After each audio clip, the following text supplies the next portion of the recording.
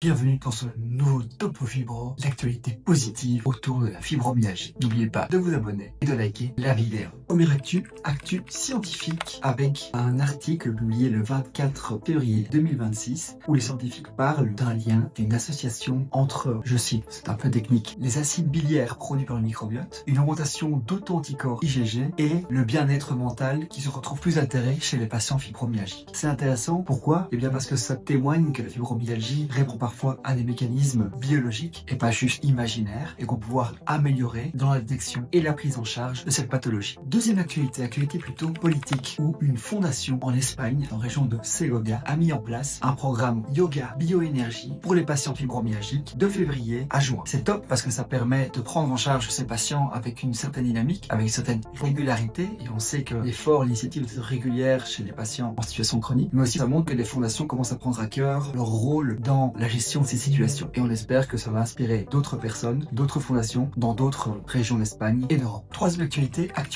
patient. On reste encore en Espagne. C'est patient, on avait deux actus sur l'Italie cette semaine, deux sur l'Espagne, et plus précisément à Colete, qui se situe pas très loin de Valence. Deux associations de patients organisent du 5 au 26 mars une exposition sur la fibromyalgie. Je cite en espagnol: Arte y dolor pintando la fibromialgia. Ça veut dire art et douleur, on peint la fibromyalgie. Et un peu dans l'esprit du banc violet en Italie. C'est intéressant parce que non seulement on donne la voix artistique aux patients fibromyalgiques, ça permet d'exprimer leur ressenti avec autre chose que des mots, également des images, et ça permet également de générer une forme d'empathie et de témoignage auprès d'un public qui est invité évidemment à éviter cette exposition. Et c'est positif parce que ça donne clairement du contexte à la pathologie.